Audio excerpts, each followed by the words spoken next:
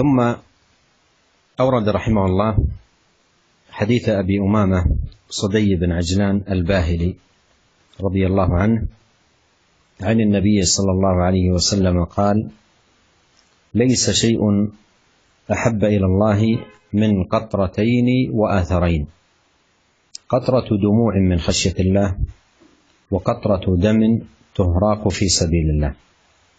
وأما الأثران فأثر في سبيل الله وأثر في فريضة من فرائض الله تعالى. رواه الترمذي وقال حديث حسن.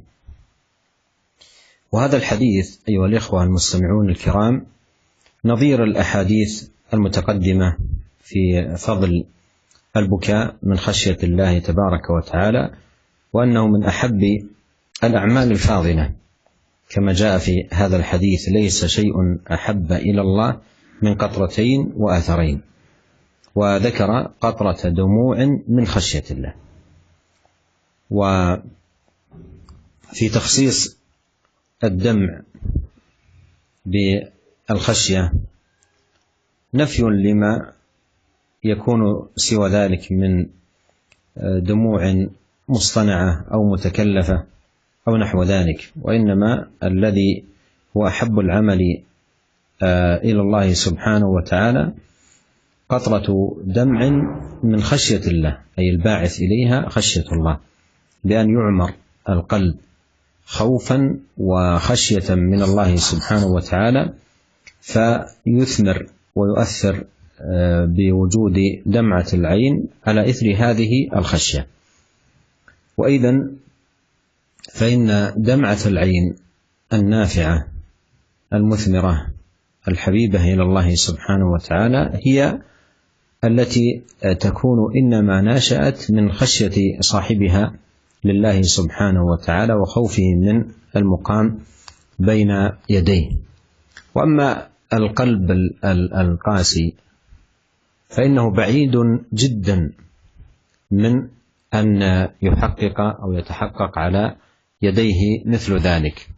ولهذا يقول العلامة ابن القيم رحمه الله في بعض كتبه: ومتى أقحطت العين من البكاء من خشية الله فاعلم أن قحطها من قسوة القلب، وأبعد القلوب من الله القلب القاسي.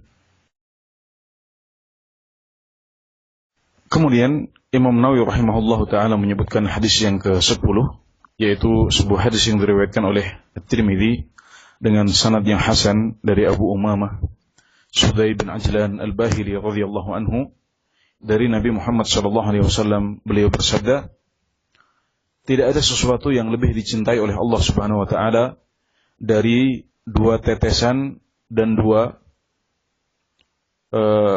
bekas atau tapak kaki. Tidak ada sesuatu yang lebih dicintai oleh Allah Subhanahu wa taala dari dua tetesan dan dua tapak kaki.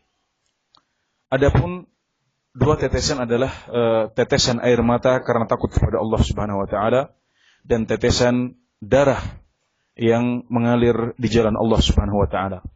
Sedangkan dua tapak kaki atau bekas tapak kaki adalah tapak kaki di jalan Allah Subhanahu wa taala, dan yang kedua adalah tapak kaki saat melakukan kewajiban di antara kewajiban-kewajiban yang diberikan oleh Allah Subhanahu wa taala.